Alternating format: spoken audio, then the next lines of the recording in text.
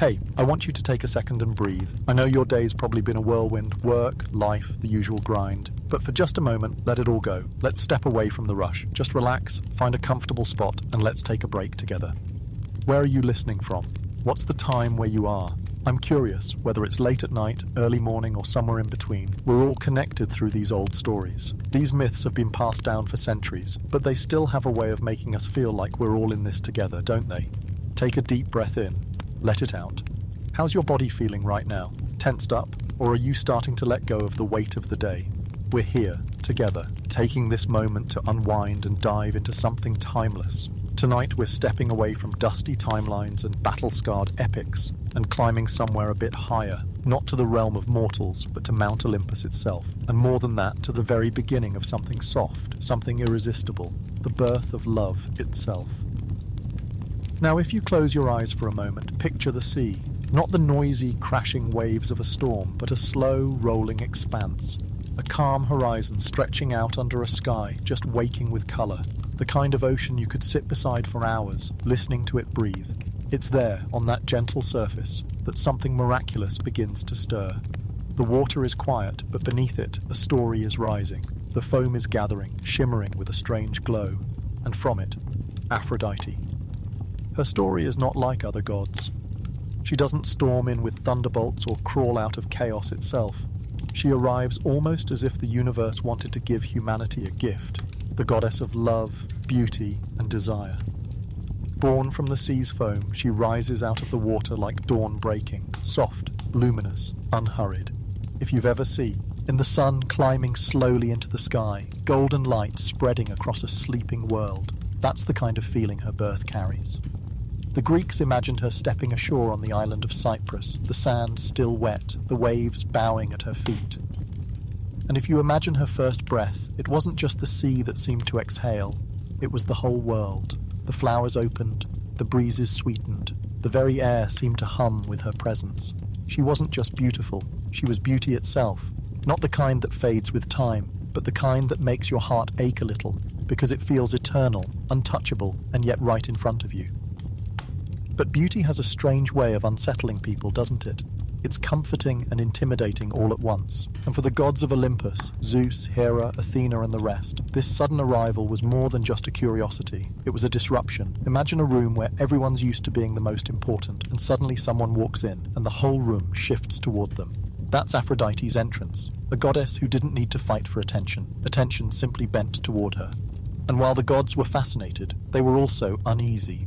Hera, queen of the heavens, knew jealousy well. Athena, goddess of wisdom, felt the sting of comparison. Even Zeus, who usually had no shortage of women at his side, found himself pausing.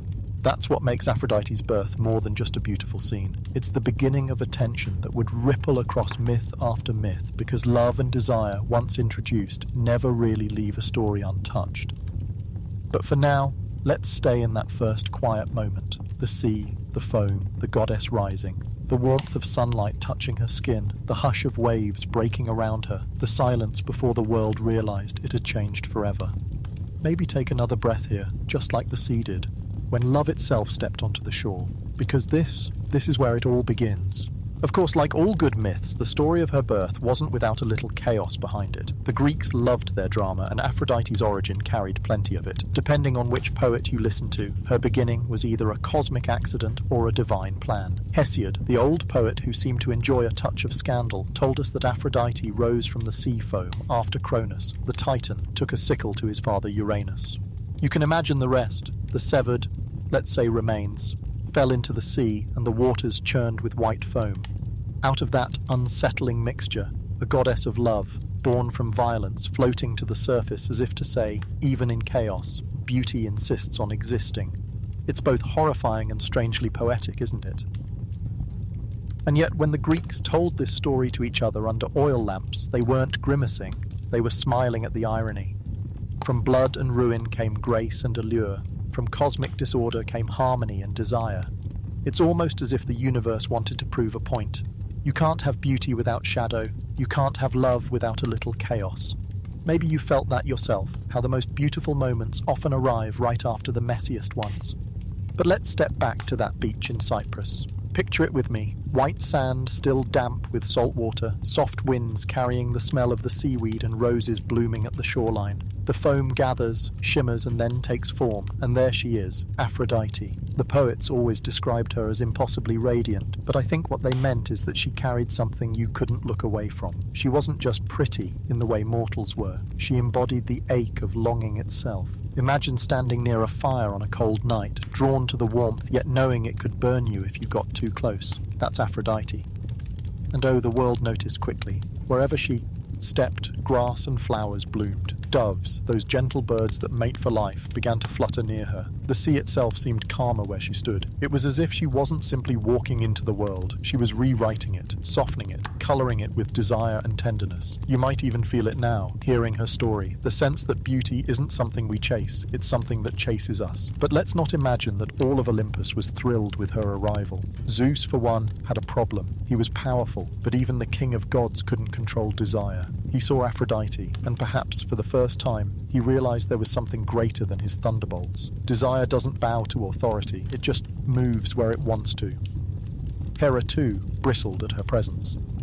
For Hera, who had always been queen, Aphrodite's beauty was a reminder that power could be undermined not by armies, but by longing glances. And Athena, goddess of wisdom, felt something different, a kind of sharp irritation. Because how do you reason with beauty? You can't argue someone out of falling in love. And yet, despite all their unease, none of them could look away. That's the strange thing about Aphrodite. She unsettled everyone, but no one wanted her gone. The gods, who were so often full of jealousy, revenge, and pride, found themselves united in one quiet truth. Love had entered Olympus, and it wasn't going anywhere. I want you to think about that for a second. How often has something entered your life unexpectedly and changed everything? Sometimes it's a person. Sometimes it's a moment. Sometimes it's just a feeling you can't shake. That's what Aphrodite symbolized. She wasn't just a goddess floating in from the sea. She was that sudden shift in the air, the invisible force that changes the course of things. And the poets knew this. They gave her titles that made her seem larger than life. Foam-born, the laughter-loving goddess. But really, they were trying to capture something we've all felt. The way love can make us lighter, sillier, softer. The way it can undo us too if we're not careful. And maybe that's why, even as you're lying here listening, the story feels oddly familiar, because while Aphrodite's birth might be wrapped in myth and sea foam, her essence is something we've all brushed against at some point. Take another slow breath with me. Inhale, hold it, and let it out. Imagine the waves again, rolling in and out, like the rise and fall of your chest. That's how the Greeks imagined it too. Life and love moving like the sea. Eternal and gentle, sometimes overwhelming, but always returning. And as Aphrodite takes her first steps, the world watches. The gods hold their breath. And you and I, we're here, centuries later, still telling the story, still wondering why beauty stirs us the way it does, why love is both gift and torment, why even the gods themselves couldn't escape it. Maybe that's the quiet power of her birth. It's not just a story from a dusty scroll. It's a reminder that we, too, are shaped by the moments that arrive uninvited and change everything. And so Aphrodite rises. The sea shimmers behind her, the land blossoms at her feet, and Olympus shifts uneasily, knowing it will never be the same. That's where we leave her tonight, just at the edge of her first steps, just as the world begins to feel her presence. A goddess born of the sea foam, carrying with her the one thing none of us can quite control. When Aphrodite finally set foot on Olympus, it wasn't just another arrival. The gods were used to commotion, thunderstorms, battles, even the occasional Titan rebellion. But this was different. It was quieter, subtler. She didn't crash through the gates or demand a throne. She simply was, and that alone shifted everything. Imagine being in a room where someone walks in and suddenly the air feels different. No one says anything, but everyone notices. That was her presence. Now, the poets loved to argue over who greeted her first. Some say Hermes, ever the curious one, ran up with that mischievous grin, eager to see what all the whispers were about. Others claim the Graces themselves, those gentle attendants of charm and beauty, rushed forward to drape her in robes and jewels. Either way, the moment wasn't about grand ceremony. It was about the gods, each in their own way, realizing that something had entered their world that none of them could control. And for gods who lived on power and dominion, that was unsettling. Take Zeus, for instance, king of Olympus, lord of thunderbolts. He had faced rebellions, tricksters, even prophecies that threatened his reign. But standing before Aphrodite, he found himself vulnerable in a way no prophecy had ever managed. Because desire doesn't bargain, it doesn't ask permission, it simply moves, and even Zeus knew he couldn't stop it. And Hera, his wife, the ever-was, fool queen, saw this vulnerability in him, and her heart hardened a little. For Hera, beauty wasn't a gift, it was a weapon, and Aphrodite wielded it without even trying. And yet what makes this story oddly human is that not every god despised her presence. Some leaned into it. Dionysus, for example, with his love for laughter and wine, welcomed her with open arms. To him, beauty and love were companions to joy, not threats to it. He saw Aphrodite not as a rival, but as a partner in softening the world's rougher edges. And Hephaestus, the craftsman god, often mocked for his limp and rough appearance, looked at her with something different. Not rivalry, not jealousy, but awe, maybe even hope. Because here was a goddess born of foam and firelight who might, just might, see him as more than the forge scars on his skin. It's worth pausing here, don't you think, to notice how even gods, the mighty, the eternal, the untouchable, struggled with the same feelings we do. Jealousy, wonder, longing, insecurity. The arrival of Aphrodite didn't just mark the birth of love, it marked the reminder that no one, not even Zeus himself, escapes it. And maybe that's why these stories have survived for centuries. They don't just tell us about the gods, they mirror us in all our restless human ways. But back to Olympus. Aphrodite was soon adorned with symbols, each reflecting her essence. Doves circled her, their wings white and soft against the sky. Roses bloomed wherever her feet touched the ground. Even the seashell became hers, a fragile, delicate cradle that spoke of her ocean-born mystery. These weren't just decorations, they were reminders of her paradox. She was both delicate and devastating, fragile and unshakable. Like love itself, she could comfort you or undo you in the same breath. And it didn't take long for her influence to spread. Mortals who had already worshipped so many gods for power, wisdom, or safety suddenly found themselves offering prayers for something more tender. Young men whispered her name before meeting lovers. Women braided O's into their hair, hoping to carry a little of her allure. Whole cities claimed her as patron, Cyprus most of all, turning her story into ritual and festival. She wasn't just a goddess you feared or respected, she was one you longed for. Now, the myths don't shy away from showing us that her arrival came with consequences. Love rarely arrives without stirring up trouble, does it? Wars would later be fought over her beauty. Marriages would crumble in her shadow. Heroes would fall because of her charms. But that's the thing about love. It doesn't promise safety. It promises intensity. And the Greeks, with their flair for drama, knew that intensity was worth telling again and again. If you listen closely to this story, though, beneath the grandeur of Olympus, there's something tender at work. It's the reminder that beauty and love are not luxuries, they're necessities. Humanity needed fire from Prometheus, yes, but it also needed warmth of another kind, a reason to look at one another and see more than survival. That's what Aphrodite brought when she stepped out of the sea foam. She brought the reason behind the fight, the song behind the silence, the ache behind the laughter. And as the gods settled into their uneasy acceptance of her presence, the world itself began to change. The poets sang softer songs, the mortals prayed more tender prayers. And on Olympus, whether they admitted it or not, every god knew that from this day forward, their world was no longer governed by power alone. It was governed by love, by longing, by that strange ache that makes even immortals restless. So here we end this part of her story, with Aphrodite fully among the gods, adorned in roses and laughter, her presence unsettling and irresistible all at once.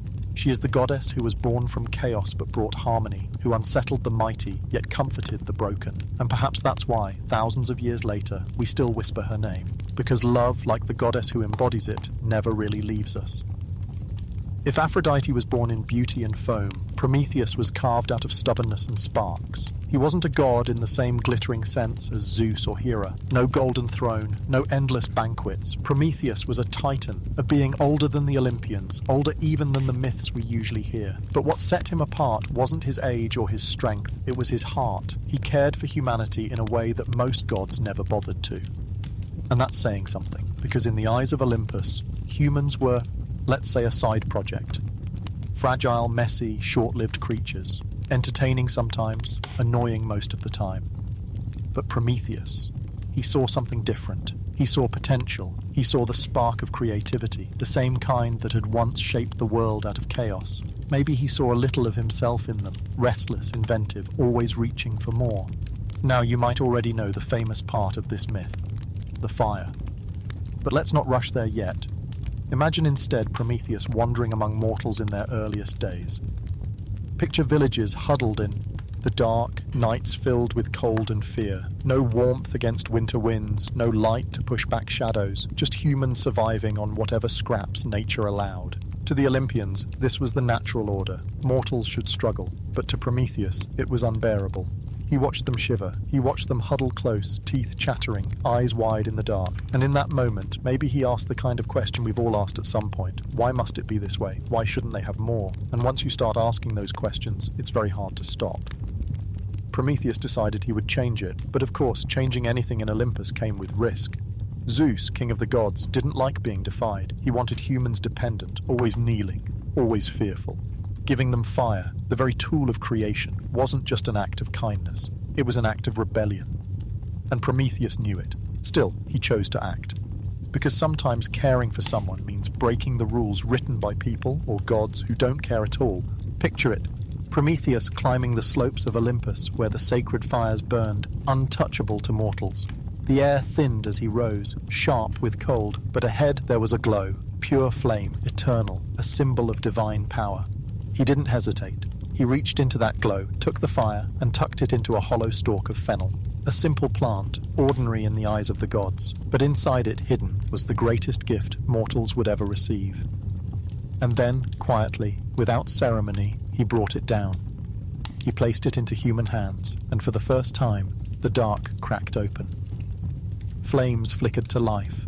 Villages that had once been cold and silent began to glow with warmth. Smoke curled into the sky.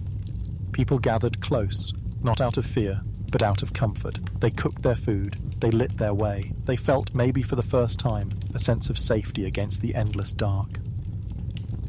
Can you imagine that moment, sitting by a fire, hearing the wood pop and crackle, feeling its warmth seep into your bones after years of only cold? For those first humans, it must have felt like magic, and in a way it was. Prometheus had given them not just a tool, but hope, a way to shape the world instead of simply enduring it.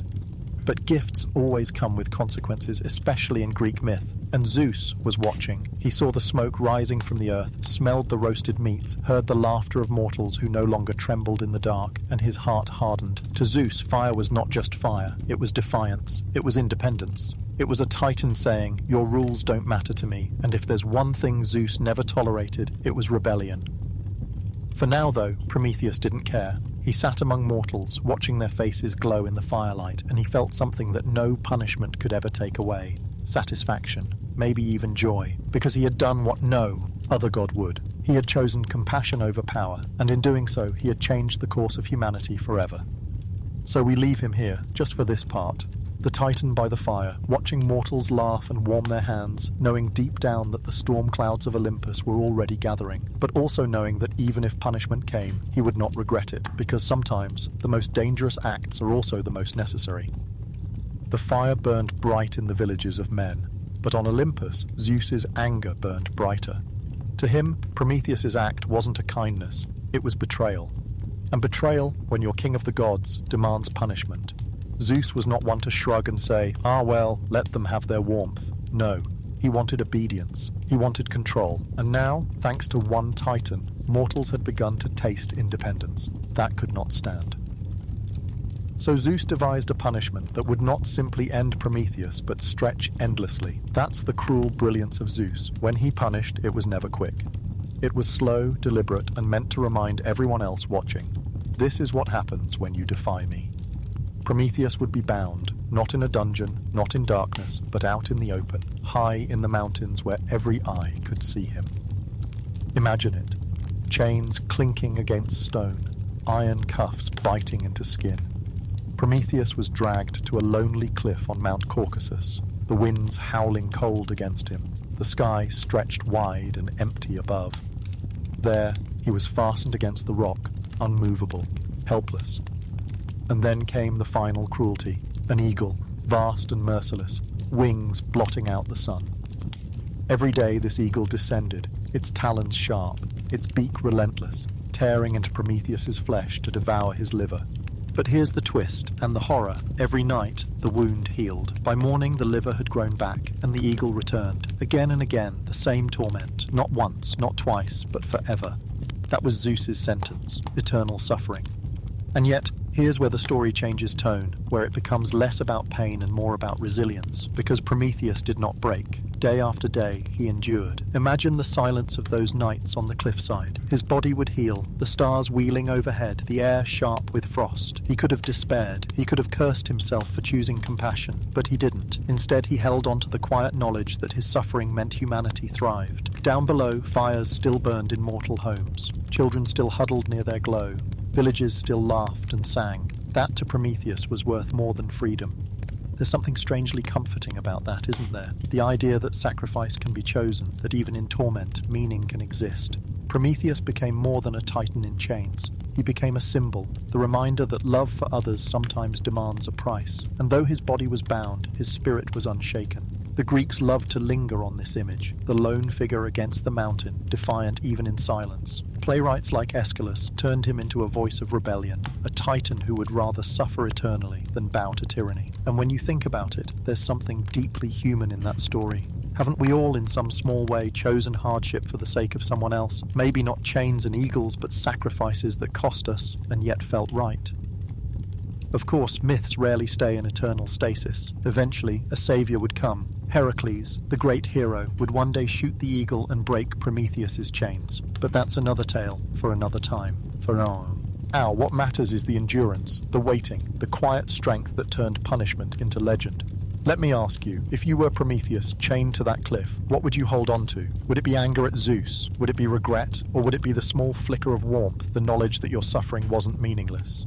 The myth doesn't answer for us, but maybe that's why it lingers, because it leaves the question echoing like the sound of wind across stone. And so, as the eagle returns, wings slicing through the dawn, Prometheus waits. The pain comes, yes, but so does the night and the stars and the memory of firelight glowing in mortal homes. And perhaps, if you listen closely enough, you can hear his voice carried in the wind, whispering not curses, but something softer. It was worth it. If Prometheus gave humanity fire, Persephone gave them seasons, but her story doesn't begin with the turning of the year. It begins with a meadow, a young goddess, and the soft kind of afternoon where the air feels endless. Persephone, daughter of Demeter, was not yet the queen of anything. She was simply a girl wandering through fields of flowers, laughter in her voice, the sunlight warm on her skin. Imagine it. Blossoms stretching as far as the eye can see, lilies swaying, crocuses opening, roses spilling colour into the grass. The kind of meadow you might lie down in after a long day, feeling the earth cushion you, listening to bees drift lazily through the air. That was her world, gentle, bright, untouched. And yet, if you've ever had one of those moments where everything feels too perfect, you know a shadow often lingers at the edge. The Greeks understood this. They believed joy always walked hand in hand with loss. And sure enough, beneath that meadow, far below in the silent halls of the underworld, another figure was watching. Hades, the king of the dead, a lonely god, quiet and solemn, presiding over shadows and silence. He saw Persephone and felt something stir inside him, something sharp, something longing. For a god who had only known echoes and dust, her laughter was unbearable in its brightness. He wanted it for himself. And so, as Persephone bent to pluck a flower, some say it was a narcissus, pale and fragile, the earth beneath her feet trembled. The meadow, so soft and safe, split apart. Imagine that, the ground opening with a groan, grass tearing, blossoms tumbling into a yawning darkness. From the chasm surged a chariot, black horses wild-eyed, their hooves striking sparks against stone. At its helm, Hades. Before Persephone could cry out, before her mother could sense the shift, he reached for her. The chariot lurched upward, the earth closing behind them, and the meadow was silent once more. The only trace of her, an echo of laughter, cut short. Now, the poets loved to describe the underworld as shadowed, hushed, a place where even sound seemed reluctant to travel. That's where Persephone found herself, her hands still clutching the half-plucked flower. The sunlight was gone, replaced by torchlight flickering against cavern walls. The air smelled not of blossoms, but of stone and earth. And at her side was Hades, not cruel, but insistent, a god who had taken what he desired. Meanwhile, above ground, Demeter felt the absence immediately. Mothers do. She called out, searched the meadows, roamed the fields. When she found nothing, grief consumed her, and as she Grieved, the earth itself began to change. Crops withered, leaves fell, the soil grew cold and barren. For the first time, mortals faced famine. What use was fire? What use was worship if the land itself no longer gave fruit? All because a mother's heart had broken. It's strange, isn't it? How the absence of one person can shift everything. A meadow empties, a mother weeps, and the whole world bends under the weight of it. The Greeks told this story not as a distant myth, but as an explanation for the seasons we still live with. Spring was Persephone in her mother's arms. Winter was her absence, the months she spent in the shadowed halls below. But for now, here we are at the beginning. Persephone, stolen from sunlight, Demeter wandering in despair, the earth beginning to fade. The pomegranate has not yet been eaten. The deal has not yet been struck. That will come later. For this part, it is enough to sit in that meadow, to feel it tremble, and to watch the flower fall from Persephone's hand as she is carried into the dark. And maybe, as you breathe, think about this. How many times has the ground shifted beneath your feet suddenly, without warning? How many times has joy turned, in an instant, to absence? The myth doesn't soften that truth, but it does promise that even absence is not the end, because somewhere, always, spring waits. The underworld was not meant for laughter, but Persephone carried it with her, quietly, even as she adjusted to the endless twilight. Hades gave her a throne beside him, robes of dark fabric, a crown forged from shadowed gold, but none of it felt like hers. She was still the girl from the meadow, clutching a fallen flower in her memory. And though he spoke to her gently, though he offered her jewels that shimmered like stars trapped in stone, she longed for the warmth of sunlight, for the rustle of grass, for her mother's arms. Demeter did not stop searching. Day turned to night, harvest turned to famine, and still she wandered, torch in hand, refusing to eat, refusing to rest. The gods grew restless. Mortals were starving, temples were empty, prayers fell silent. What use were Olympians if their worshippers were gone? At last, Zeus himself intervened. He sent Hermes, swift-footed messenger, down into the underworld to speak with Hades and demand Persephone's release. Hermes arrived in a rush of winged sandals, his presence like a sudden gust of wind cutting through the stillness of that shadowed realm. Hades did not fight him. He was not a cruel god, not in the way the stories often suggest. He was lonely, he had wanted companionship, and he had taken it in the only way he knew how. Yet even Hades could not deny Zeus. He agreed to let Persephone return to her mother, but there was a catch. Before Persephone could leave, before the gates of the underworld opened for her, Hades offered her a fruit, a pomegranate, its skin dark, its seeds glowing like drops of blood. It was a small thing, simple, harmless looking, and Persephone, weary, hungry, curious, took it. She bit into it. She swallowed the seeds. Some say 6, some say only 1, but it was enough. For in the world of the gods, nothing is eaten lightly. Food binds, food ties, and by eating those seeds, Persephone bound herself to the underworld. She could leave, yes, but not forever. She was now part of 2 worlds, one of sunlight, one of shadow. When Demeter saw her daughter return, she wept and laughed all at once, her joy spilling into the soil. Crops sprang up again, flowers returned, the earth exhaled with relief. But her joy was not complete. Persephone told her what had happened, the seeds, the bargain, the tether she could not break. And Demeter, though heartbroken, could not change it. A deal sealed in the underworld was eternal. So the compromise was struck. Half the year Persephone would remain above, walking the fields with her mother, bringing spring and summer in her wake. The other half she would descend once more, seated beside Hades in the underworld, and the earth would wither, mourning her absence, giving us autumn and winter, life, death, growth, decay, bound together in her footsteps. The Greeks told this story not as a tragedy, but as a cycle. They looked at their fields, their vineyards, their olive groves, and saw Persephone in every sprout and withering leaf. They saw her joy in the ripening grain, her sorrow in the barren frost. They believed the seasons were not random, but personal, shaped by the longing between a mother and her daughter. And perhaps that is why this myth still lingers, because we know what it feels like to wait for someone's return. We know what it means to count days by absence, to mark time by longing. Demeter's grief is every parent's grief, every heart's grief, when what we love is gone. And Persephone's dual life is ours too, isn't it? Half in the light, half in the dark, half in joy, half in sorrow. Always divided, always balancing. The pomegranate was a trick, yes, but it was also a symbol. It reminds us that we belong to more than one place, more than one feeling. We carry sunlight and shadow inside us both. And like Persephone, we move between them season after season. So when the fields outside grow cold, when the nights lengthen, when the flowers close, remember Persephone. Remember that winter is not an end, but a passage. That spring waits. That return is always written into the story, even when the ground feels empty and the meadow is silent.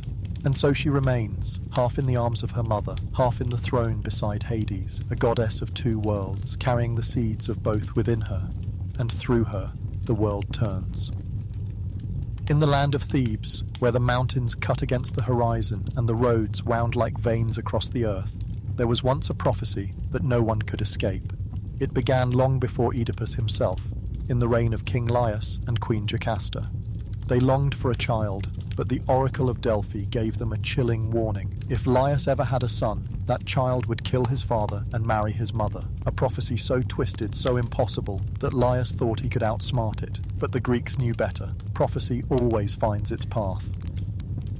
When their son was born, Jocasta looked into his eyes, soft and new, but Laius only saw doom. He ordered the infant's ankles pierced and bound, a cruel mark, and sent the child away to die. Yet fate is stubborn. The baby was found by shepherds, rescued and carried across the hills until he came into the care of another king and queen in Corinth. They raised him as their own, named him Oedipus, which means swollen foot, a reminder of the wounds on his ankles, though he never knew their meaning. Oedipus grew strong, clever, restless, and like many restless souls, he sought answers. When he came of age, he travelled to Delphi, to the temple of Apollo, where the oracle waited. He asked who he was, what his future held. The oracle's reply was no gentle guidance, but a curse. You will kill your father. You will marry your mother. Imagine hearing that. No explanation, no EC, ape offered. Just doom, plain and cold. Terrified, Oedipus fled from Corinth. He loved his parents there and believed them to be his true blood. He swore he would never return, never risk the prophecy's fulfillment. So he set out on the long road toward Thebes, thinking he could outrun destiny. But destiny, as the Greeks knew well, waits patiently. On the road, dust clinging to his sandals, Oedipus came to a crossroads. Three paths met, and at that place he encountered another chariot. The man driving it was proud, imperious, unwilling to yield the way. Words turned to shouts, shouts to blows. In a flash of temper, Oedipus struck. The man fell, lifeless, his servants scattered. Oedipus continued on, his heart still burning, not knowing that he had just killed Laius, his true father, the prophecy's first thread already woven. Thebes itself was in turmoil. A monstrous sphinx crouched outside the city gates, her riddle strangling trade and life itself. She asked every traveller her question. What walks on 4 legs in the morning, 2 at noon, and 3 in the evening? Those who failed to answer were devoured. Bones littered the ground before her. The city trembled under her shadow. When Oedipus arrived, he did not shrink from the challenge. He listened to the riddle, thought deeply, and answered. Man, as a child, crawling on all 4s. As an adult, walking on 2 legs. In old age, leaning on a cane as a 3rd. The Sphinx, furious at his wisdom, threw herself from her rock, vanishing into death. Thebes was freed. The people rejoiced. They welcomed Oedipus as their saviour, their hero. And as fate would have it, the throne of Thebes was empty. King Laius was dead, his widow alone. Thebes offered both throne and queen to the man who had freed them. And so, unknowingly, Oedipus married Jocasta, his mother. The prophecy was fulfilled, though no one yet saw it. For a time, peace reigned. Oedipus was wise, just, beloved. Jocasta bore him children. The city thrived under his rule. But destiny does not complete its circle in silence. The truth waited, buried, like a seed in the earth, ready to break the surface. And here, at the edge of discovery, the story pauses. Oedipus sits on his throne, unaware of the shadow growing beneath him, unaware that the riddle he solved was not the end of his puzzles, but the beginning of the darkest one. The years passed in Thebes, and Oedipus wore his crown with confidence, but the gods were not finished with him. A plague came upon the city, fierce and unrelenting. Crops failed, livestock perished, and the people cried out for salvation. The oracle at Delphi was consulted, and its message was clear. The land was defiled, polluted by a crime left unpunished. The murderer of King Laius still lived within Thebes, unpunished, and until he was found, the plague would not lift.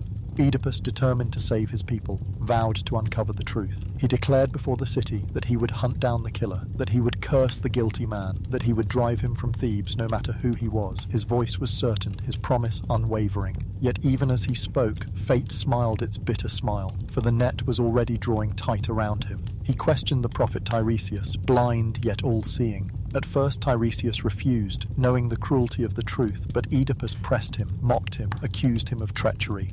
At last Tiresias spoke. "You are the man you seek. You are the defilement of Thebes." Oedipus raged at him, denying it, calling him liar, calling him tool of conspirators, yet the words once spoken could not be unsaid. Slowly, piece by piece, the truth emerged. A messenger arrived from Corinth with news. The king and queen who had raised Oedipus were dead. He could return, the throne. Throne was his. Relief washed over him at first, believing the prophecy broken, his supposed parents now gone. But the messenger revealed more. Oedipus was not their son by blood. He had been given to them as an infant, his ankles scarred and bound, taken from the house of Laius.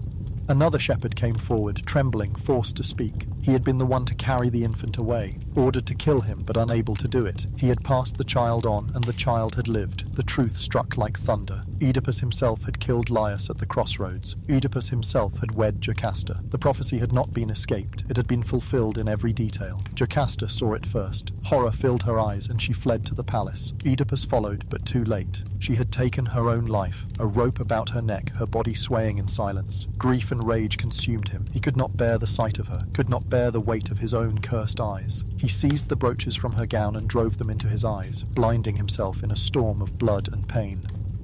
The people of Thebes wept for him, their saviour turned to ruin. He begged to be cast out, exiled from the city he had once saved.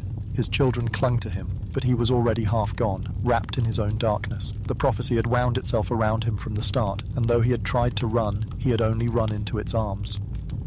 Oedipus left Thebes broken, a blind wanderer, a warning to all who thought they could outwit the designs of fate.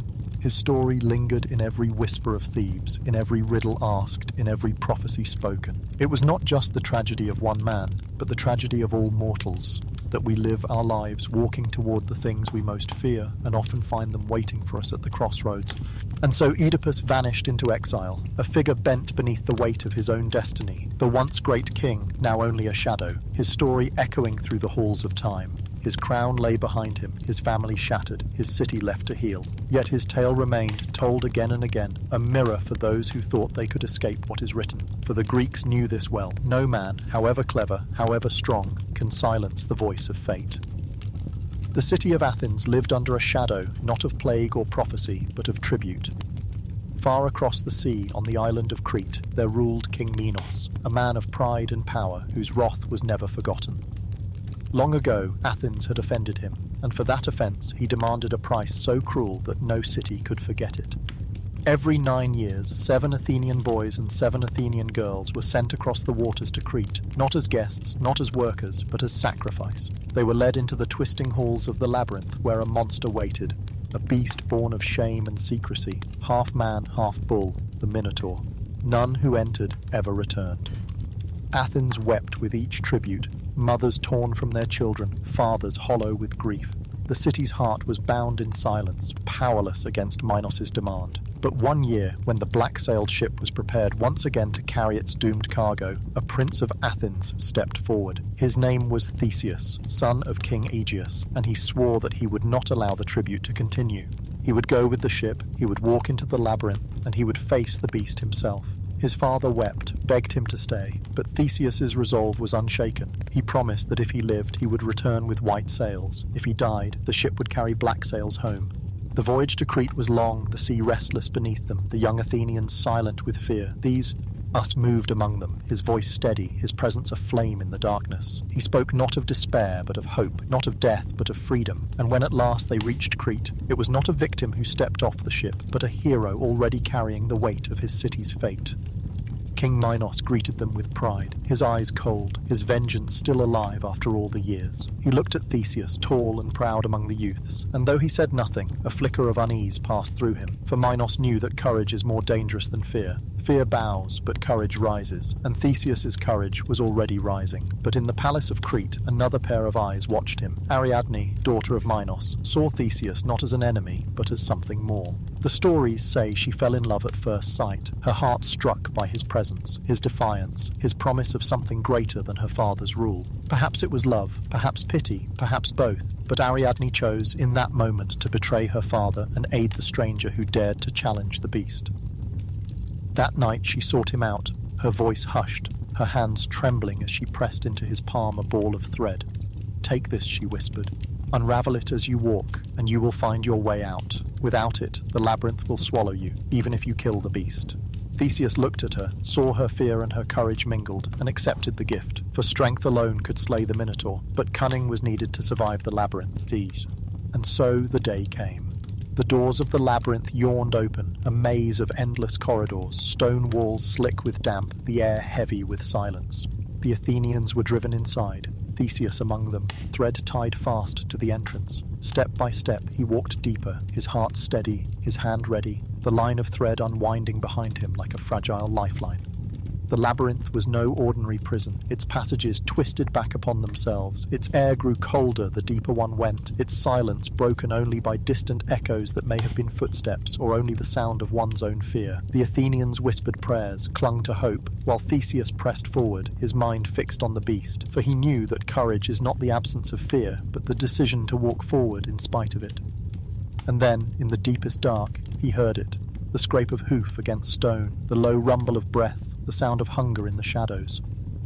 The Minotaur waited, its eyes glinting in the torchlight, its form terrible and strange, human in shape but crowned with the head of a bull, muscles coiled with monstrous strength. It was not simply a beast, it was a curse made flesh, the shame of Minos's house turned into a nightmare that devoured children.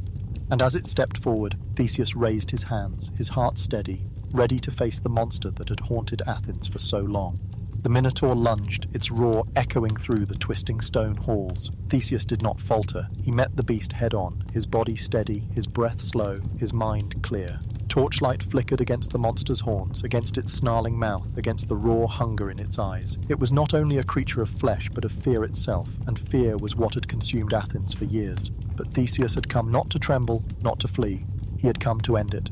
The struggle was fierce. The Minotaur's strength was immense, its body built like a wall of muscle and rage. It struck with fists, with horns, with the wild desperation of a caged nightmare. Yet Theseus, trained in both mind and muscle, moved with precision. He dodged, he struck, he endured. The air in the labyrinth filled with the sound of stone cracking beneath their struggle, the clash of mortal determination against monstrous force. And at last, with one final surge, Theseus seized the beast by its horns, twisting with all his strength, forcing its head downward. His other hand drove the blade deep into its throat. The Minotaur let out a final shuddering bellow, echoing against the maze walls, then fell silent. The terror of Crete, the shadow over Athens, lay lifeless at his feet. But victory alone did not mean survival. The labyrinth itself was as dangerous as the monster it housed. Its walls stretched endlessly, its paths turned back upon themselves, its silence pressing in like a weight. Yet Theseus was not lost. His hand found the thread Ariadne had given him, still unbroken, still leading back toward freedom. Step by step, he followed it through the winding corridors, the line taut in his grip, the memory of Ariadne's whispered words guiding him. And so, out of the jaws of the labyrinth, Theseus emerged, the Athenian youths with him, alive where none had lived before. The guards who expected victims instead saw victors, and fear spread through Crete. For the first time, the tribute had been broken, the curse was ended. Theseus stood in the open air, his chest rising with steady breaths, the dawn touching his face, the weight of Athens lifted. Yet no Greek story ends without the taste of sorrow mixed into triumph. Ariadne, who had risked everything to aid him, who had given him the key to survival, left Crete by his side. She followed him willingly, heart full of hope, believing that love would bind them together. But on the voyage home, as the ship stopped on the island of Naxos, fate turned cruel once again.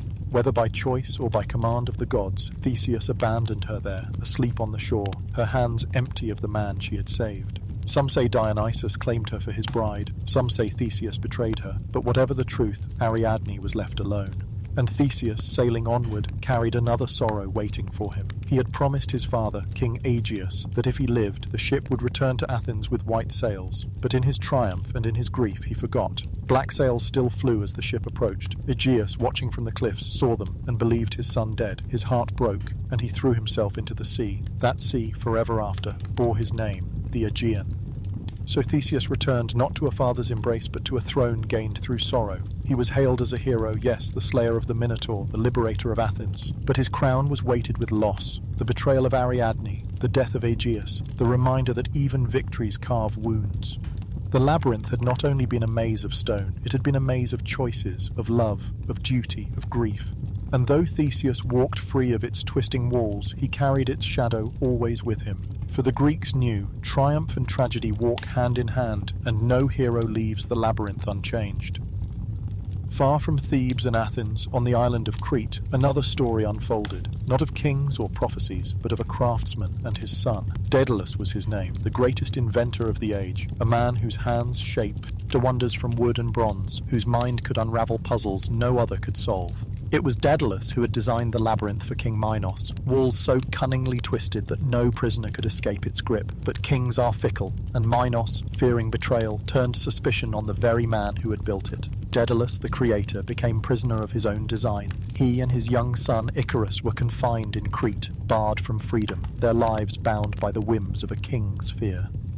Daedalus, however, was not one to accept chains. His mind, restless as the sea, searched for escape. No ship could carry them away. Minos's navy watched the waves, his soldiers guarded the harbours. No road was safe, no passage open. And so Daedalus turned his gaze upward. If the land was barred, if the sea was watched, then only the sky remained. Birds wheeled above, free of walls, free of kings, their wings carrying them where no guard could follow. And in that moment, Daedalus conceived a plan that was both impossible and inevitable. He set to work in secret, his hands gathering feathers fallen from gulls and doves, his mind weaving thread and wax into a design that would give mortals the gift of flight. Feather by feather he bound them together, shaping 2 pairs of wings, one for himself, one for Icarus. He tested the frames, he flexed the bindings, he studied the motion of wings against the air, and at last he showed them to his son, the boy's eyes wide with wonder. To a child, the wings were not invention but miracle. To Daedalus, they were salvation.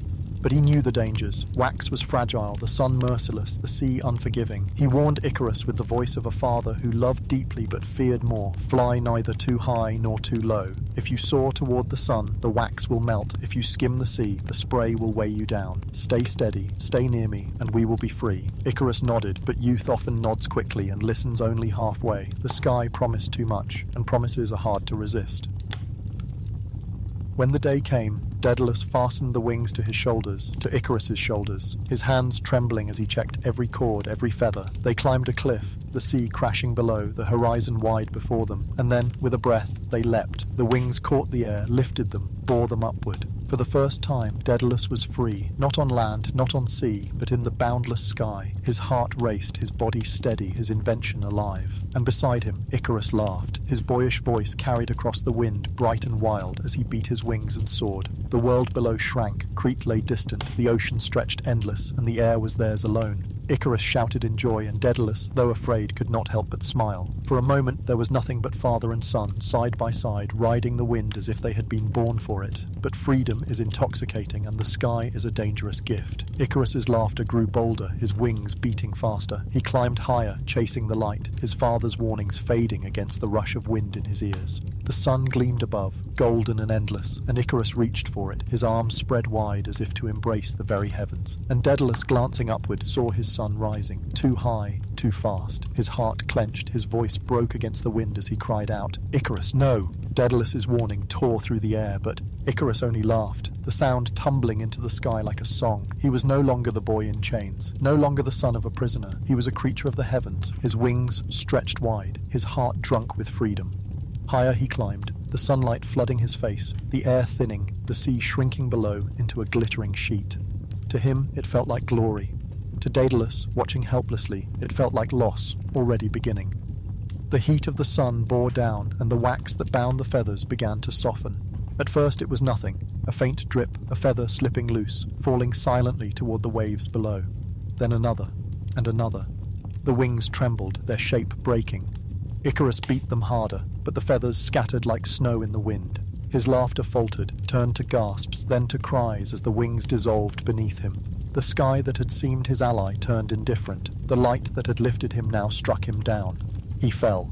The air rushed past him. The sea rose up to meet him. His arms flailed, reaching for wings that were no longer there, reaching for his father, who could not catch him. And Daedalus, watching, could do nothing but scream his son's name as the boy plunged into the waters below. The waves swallowed him, the sea closed over him, and Icarus was gone. Silence followed, the silence of grief that feels louder than any storm. Daedalus circled above the waves, searching, calling, but only the scattered feathers floated on the water. He wept, his tears mingling with the sea spray, his heart shattered under the weight of his own invention. Freedom had been gained, but at a price too cruel to bear. The sea where Icarus fell would forever carry his name, the Icarian Sea, a grave written not in stone but in water. Sailors for centuries after would whisper his story as they passed, warning their children not of wings and wax but of hubris and heedless joy. The Greeks did not tell it as a tale of failure, but as a tale of being human, of reaching too high, of loving too fiercely, of losing what we cannot hold. Daedalus flew on, his wings steady but his spirit broken, until at last he reached safety in Sicily. There he built temples, offered prayers, but nothing could undo the memory of his son falling. He had given mankind the gift of flight, but he had also given himself the curse of grief. And in the stillness of night, when the winds were quiet, he must have wondered if freedom was worth its price. Yet Icarus's story endured, carried not just in myth, but in every heart that has ever longed for more. For who among us has not, at least once, reached beyond what we were told to reach, stretched our hands toward the sun, and risked the fall? And so the boy lives on, not in the sea that claimed him, not in the feathers scattered across the waves, but in the memory of daring, in the reminder that even in falling, there is something eternal in the flight itself. Long before her name was whispered in dread, Medea was a princess of Colchis, a land at the edge of the known world, where the sun seemed to rest its head and magic lived in the soil itself. She was the granddaughter of the sun god Helios, daughter of King Aeetes, and her gifts were unlike those of any mortal woman. She was a sorceress, her hands steeped in herbs and incantations, her will sharper than the blades of warriors. Her story begins when Jason and his Argonauts arrived upon her shores. They came not in peace, but in quest, their prize, the golden fleece, a shimmering pelt that hung in Aeetes' grove, Guar, wooded by spells, and a sleepless serpent. Jason, handsome and ambitious, stood before the king and demanded the treasure. Aeetes, unwilling to give it yet bound by the laws of hospitality, set an impossible price. Jason must yoke fire-breathing bulls, plough the earth, sow it with dragon's teeth, and then fight the warriors who would rise from the soil. It was a task meant for death, not triumph. But gods meddle where men cannot, and Hera, who favoured Jason, turned Medea's heart toward him. It was not gentle, this love, it was sudden, consuming as if struck by flame. Medea, bound by her father, bound by her land, felt the chains of desire tighten around her. She saw Jason's eyes, his pleas, his desperation, and though she knew the cost, she yielded. She promised him aid, whispered the secrets of spells, gave him a potion to shield his skin from fire. When Jason faced the bulls, their breath searing the air, their hooves striking sparks Medea's magic held, he gripped their horns, forced them into the yoke, dragged the plough across the soil. From the furrows sprouted armed men, clattering with bronze, rising like soldiers from a grave. But Jason, following Medea's counsel, cast a stone among them. Confused, they turned on each other, their spears flashing, until they fell in heaps. The trial was won.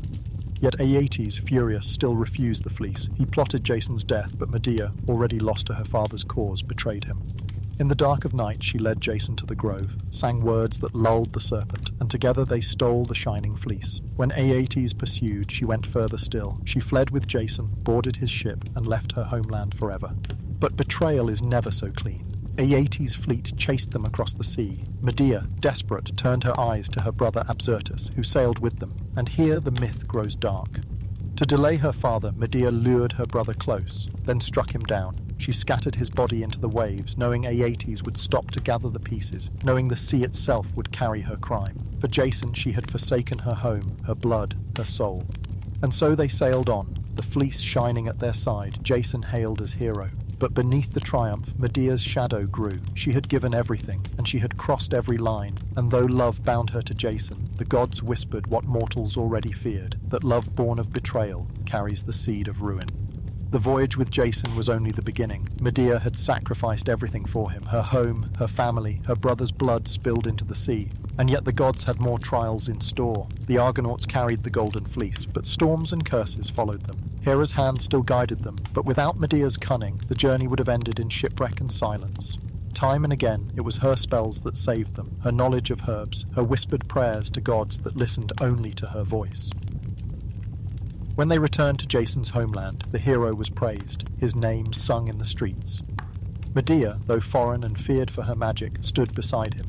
She had betrayed her father, deceived her kin, slain her brother, all for the man she loved. and for a time she believed it was worth it. They had children, they built a life together, yet the Greeks knew such peace never lasts.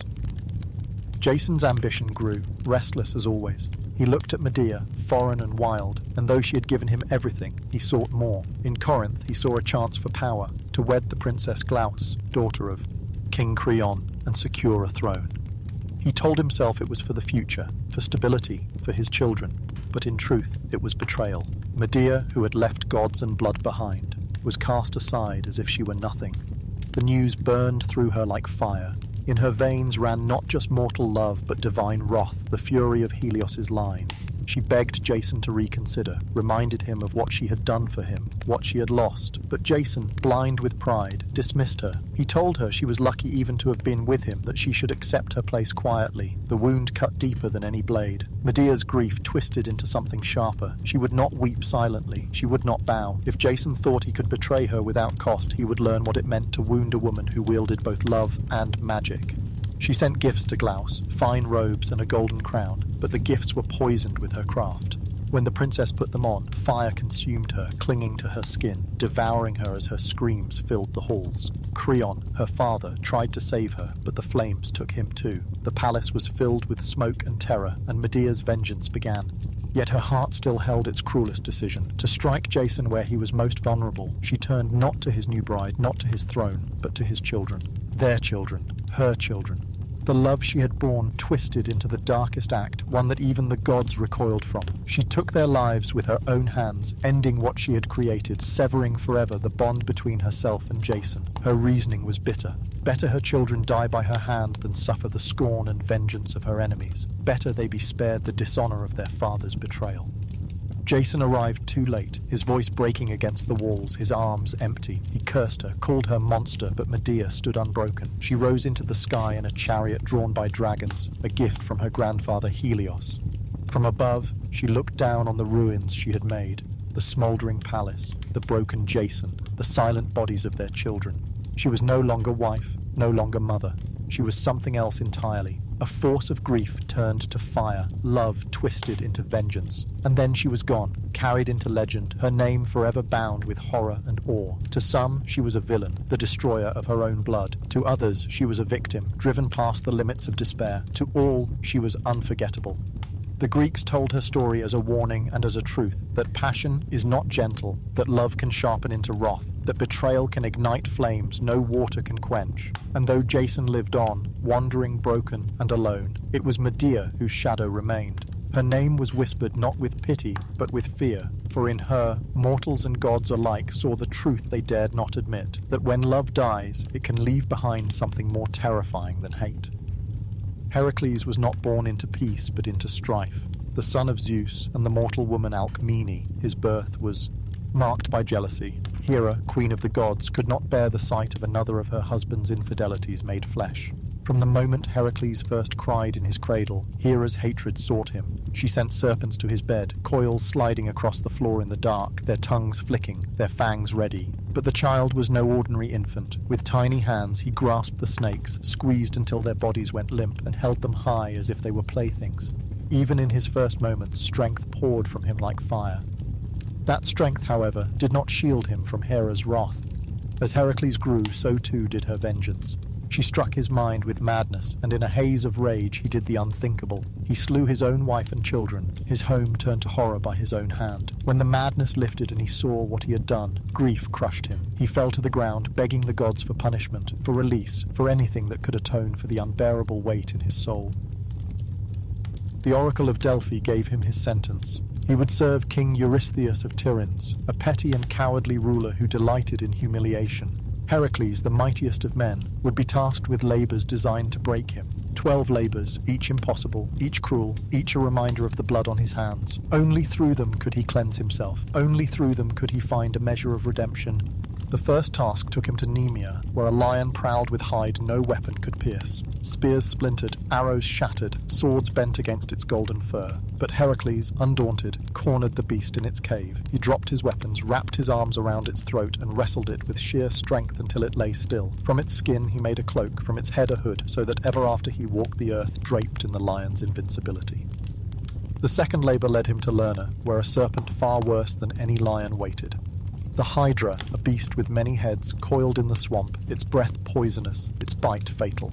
Each time Heracles cut off one head, two grew back in its place. But with the help of his nephew Iolaus, who burned the stumps with fire, Heracles pressed on until the Hydra lay slain. He dipped his arrows in its blood, making them deadly for all time. Next came the Cerenaean hind, a deer swift as the wind, sacred to Artemis. For a year Heracles pursued it, across mountains, through rivers, his footsteps relentless. When at last he caught it, he carried it back alive, careful not to spill its blood, for it was holy. Then the Erymanthian boar, a beast that ravaged villages, was his fourth task. Heracles chased it through snow and bound it alive, dragging it back to Eurystheus, who cowered in fear at the sight of it. Each labour tested not just strength, but patience, cunning, endurance. And as the list grew, so too did Heracles' legend. His arms bore the weight of the world's beasts and terrors. His name carried both awe and sorrow. For though he triumphed, his victories did not erase his grief. The shadow of his family's loss followed him, a reminder that strength alone cannot silence guilt. And yet, step by step, labour by labour, Heracles walked the path of redemption. He was no ordinary hero. He was a man who bore the punishment of gods, who bent his back beneath impossible tasks, who turned his suffering into stories that would outlive the walls of Tiryns, outlive even Olympus. The labours did not end with beasts alone. As Heracles pressed forward, Eurystheus devised new trials, each meant to humiliate, each meant to destroy him. Yet with every burden, Heracles only grew greater, his name echoing farther across Greece. The fifth labour sent him to clean the Augean stables, a task that seemed more insult than trial. The stables of King Augeas had not been cleansed in years, filled with the filth of thousands of cattle, the stench choking the land. To scrub it by hand was impossible. But Heracles was not only strength, he was cunning. He tore through the earth, redirecting two rivers to rush through the stables, washing clean in a single day what had festered for decades. Augeas refused him payment, but the labour was counted all the same. The sixth brought him to the Stymphalian marshes, where birds of bronze-beaked horror gathered. Their wings clattered like shields, their feathers sharp as blades, their cries enough to chill the bravest heart. Hidden in the reeds they struck without warning, tearing men apart. Heracles raised a rattle given to him by Athena, its clamour shaking the marsh, sending the flock into flight. With his bow he shot them from the sky, feathers falling like rain. The seventh labour was the Cretan bull, a beast of wild fury, once the gift of Poseidon to King Minos. Its hooves shattered fields, its breath scorched the earth, its rage unending. Heracles wrestled it to the ground, seized its horns and dragged it back across the sea, his hands gripping it as though it were no more than a wayward ox.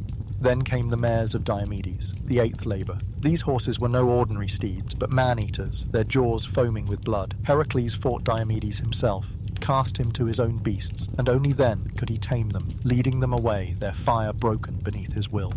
For his ninth trial, he was sent to fetch the girdle of Hippolyta, queen of the Amazons, a band of warrior women fierce as any army. At first, Hippolyta welcomed him, willing to gift the girdle freely. But Hera stirred the Amazons with whispers of treachery, and soon the land was filled with battle cries. Heracles fought his way through, taking the girdle amidst the chaos, his hands dripping with the blood of warriors who had never bowed to men. The 10th labour led him to the far west, to the cattle of Geryon, a giant with 3 bodies and a hound with 2 heads. Heracles crossed deserts, raised pillars at the edge of the world, and slew the giant with arrows tipped in Hydra's venom. He drove the cattle back across the sea, each step a triumph carved into the earth itself. But Eurystheus was not satisfied. He demanded more, and the last 2 labours were greater still. For the 11th, Heracles was commanded to fetch the golden apples of the Hesperides, guarded by nymphs at the edge of the world, and a serpent coiled around the tree. He wandered long, until he came upon Atlas, the Titan who bore the heavens on his shoulders. Heracles offered to hold the sky if Atlas would fetch the apples. Atlas returned, but sought to leave Heracles beneath the crushing weight forever. Heracles, feigning consent, asked Atlas to take the sky back just for a moment so he could adjust his cloak. When Atlas obeyed, Heracles stepped away, apples in hand, leaving the Titan bound once more to his burden. The final labour was the most terrible, the capture of Cerberus, the hound of Hades, guardian of the underworld itself. With no weapon, no trick, Heracles descended into the realm of the dead, faced the three-headed beast, its eyes glowing, its breath the stench of graves. He grappled it with bare hands, his arms straining, his body quaking, until at last he dragged it, snarling, into the light of the world above. Eurystheus, trembling at the sight, begged him to return it, unable to endure its presence. And so the labours ended. 12 tasks, each meant to destroy him. Each conquered. Heracles had carried lions and serpents, rivers and skies, beasts and shadows. He had borne the punishment of gods, the scorn of kings, and through it all his strength had never broken. Yet he was more than muscle. He was endurance itself, the spirit that does not bend no matter how cruel the burden. But though the labours cleansed him in the eyes of the world, within himself the shadows remained. No triumph could erase the memory of the madness Hera had struck upon him. No crown could silence the cries of the family he had lost. Heracles was both hero and haunted man, saviour and sinner, his name carved in glory, his heart heavy with grief, and perhaps that is why his story endures. For in him mortals saw not only strength beyond measure, but the weight every soul carries, the struggle to atone, the burden of sorrow, and the will to rise beneath it. Not every hero carried a sword or wrestled with monsters. Some held only a lyre and the gift of song. Orpheus was such a one, the son of Calliope, muse of epic poetry, and perhaps of Apollo himself. From birth, music poured from him like sunlight, his hands coaxing notes from strings that made trees lean closer, rivers slow their currents, and stones soften in wonder. His voice was gentle yet irresistible, a sound that reached the heart more surely than any weapon reached the flesh. It was this gift that won him the love of Eurydice, a maiden of grace and quiet beauty. Their love was simple, radiant, untouched by the quarrels of gods or the shadows of war. When they wed, the earth seemed to rejoice. Flowers opened wider, birds sang sweeter, the very air shimmered with joy. For a moment, Orpheus believed himself the luckiest of all mortals, blessed not only with music but with love to match it. But joy, in Greek tales, is never left untested. Soon after their wedding, Eurydice walked in the meadow, her feet brushing against the grass, her laughter still fresh from their vows. Yet in that moment, a serpent struck from the shadows, sinking its fangs into her heel. She gasped, stumbled, and fell, her breath leaving her, her eyes dimming as the sun overhead seemed to pale. By the time Orpheus reached her, she was gone. Grief consumed him. His lyre, once a vessel of joy, now trembled with sorrow. He played, and the world wept with him. Rivers overflowed, birds fell silent, even the gods themselves turned their heads at the sound of his mourning. But Orpheus was not content to weep upon the earth. His love was too fierce, his loss too unbearable. He swore to descend into the underworld itself, to reclaim her from the silence of death. So he journeyed down, past the caverns where light falters, past the gates where shadows gather. He walked to the realm of Hades, lyre in hand, his footsteps carrying him into the land no mortal was meant to return from. Cerberus, the three-headed hound, rose to block his path, its growls rumbling like thunder. But Orpheus plucked a string, soft, trembling, pure, and the beast stilled, its eyes closing, its massive form settling like a pup soothed by a lullaby. The shades of the dead crowded around him, their faces pale, their whispers endless. Orpheus sang, and they listened, their sorrow eased, their burdens lightened for the first time since they had entered Hades' halls. He sang of love, of loss, of the yearning that binds one soul to another. His voice reached even Persephone, queen of the underworld, who sat beside her solemn husband Hades. Hades was unmoved by pleas, but Orpheus's song was no ordinary plea. It was grief turned to beauty, longing shaped into sound so raw that even the cold heart of the underworld softened.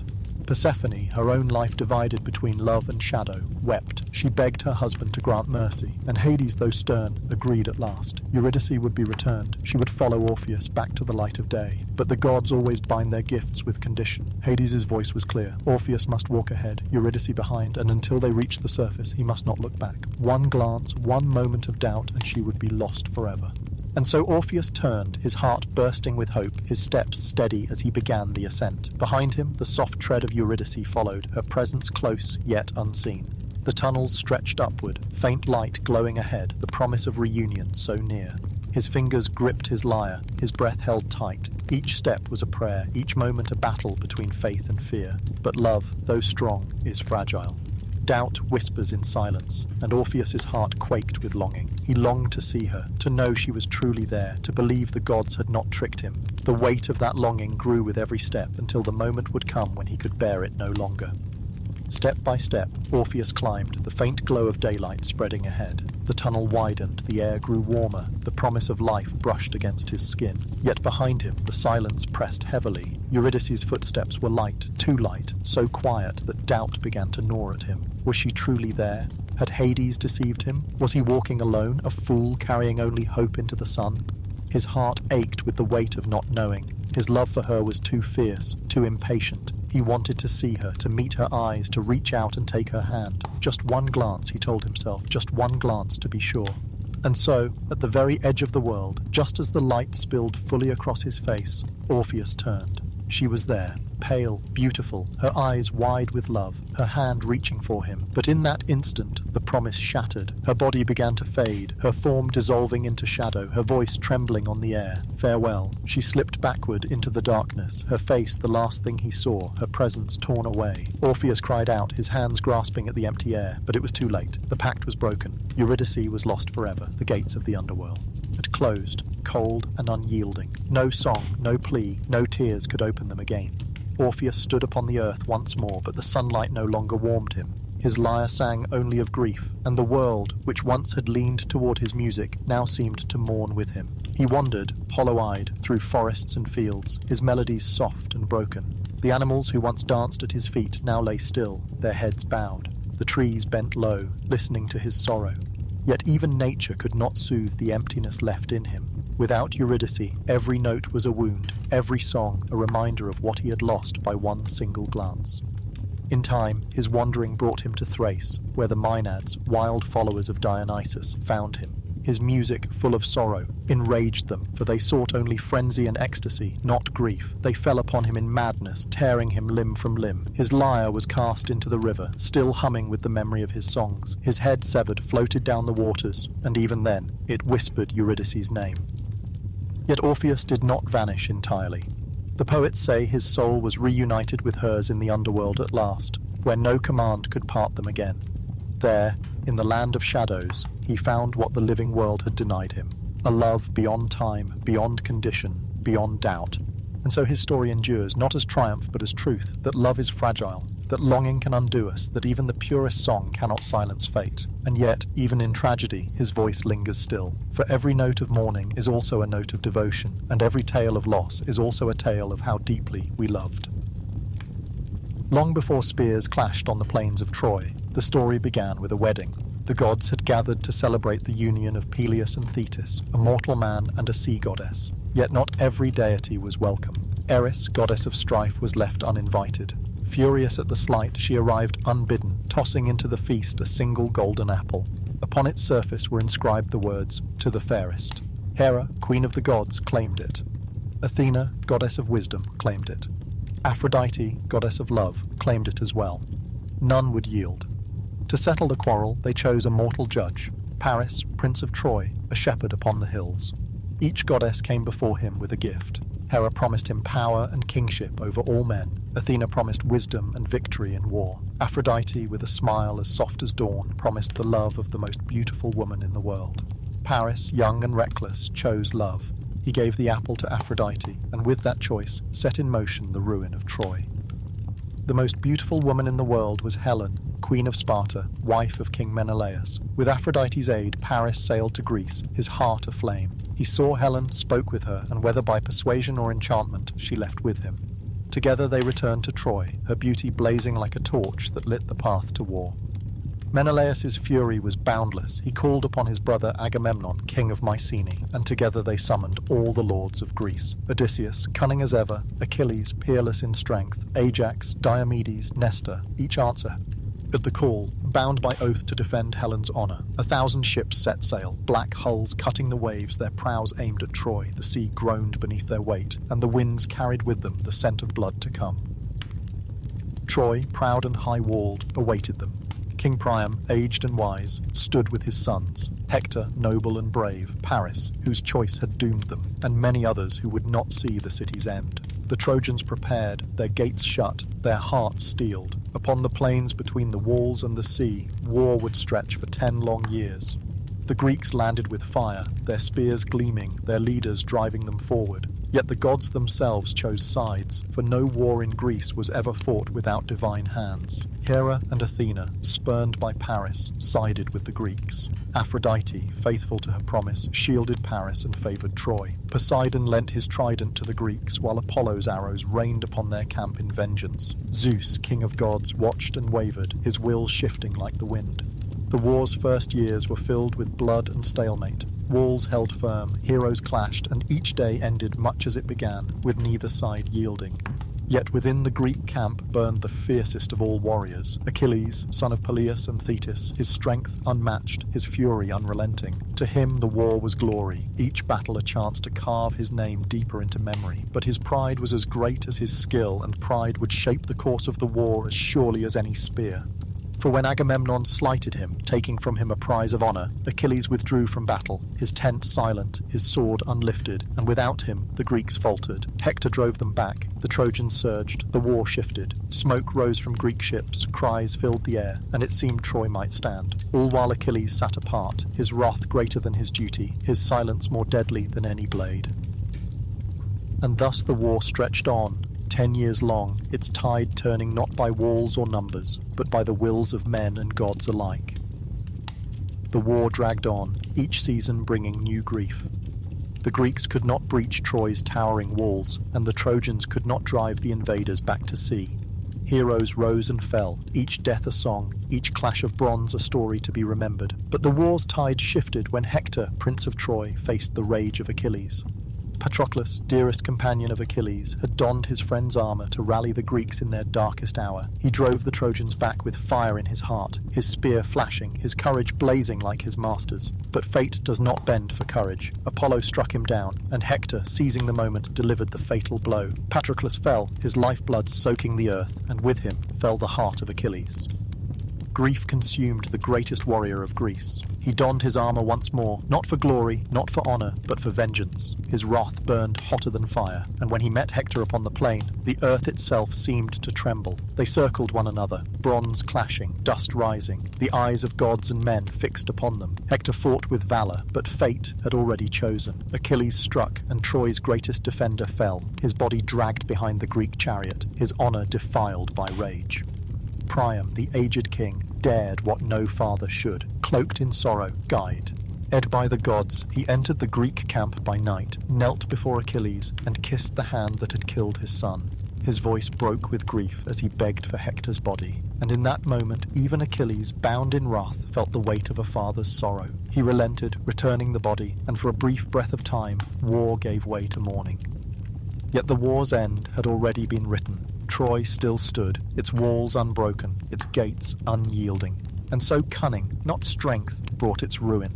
Odysseus conceived the trick, a wooden horse, vast and hollow, left as a gift upon the shore. The Greeks pretended retreat, their ships hidden beyond the horizon. The Trojans, weary of war, believed the lie. They dragged the horse within their walls, its wooden frame towering over the city.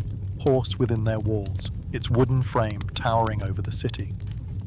That night, when the fires dimmed and the revelry of supposed victory echoed in the streets, the horse opened. From within, Greek warriors poured forth, silent as shadows. They struck down the guards, flung wide the gates, and signalled their fleet to return. The city awoke to fire, to sword, to ruin. Priam was cut down at the altar, Cassandra's cries went unheard, and Paris too met his end. The walls that had stood for generations crumbled in a single night of blood. Helen, the woman whose beauty had sparked it all, was led back to Menelaus, though whether in love or chains no poet could say. The Greeks sailed homeward, their ships heavy with spoils, their hearts heavy with ghosts. Yet many would not see their homes again, for the gods, still quarrelling, sent storms and trials to scatter them. Odysseus would wander 10 years more, Agamemnon would meet death at his own hearth, and Achilles himself would not live to see Troy's fall, slain by an arrow to his heel, the one place left unguarded. The war ended, but its echoes never did. For the Greeks told it not only as history, but as truth of the human heart, that pride brings ruin, that love and wrath burn cities, that even walls built high cannot withstand the fire of fate. And in the ashes of Troy, they saw not only the end of a city, but the shape of all wars to come.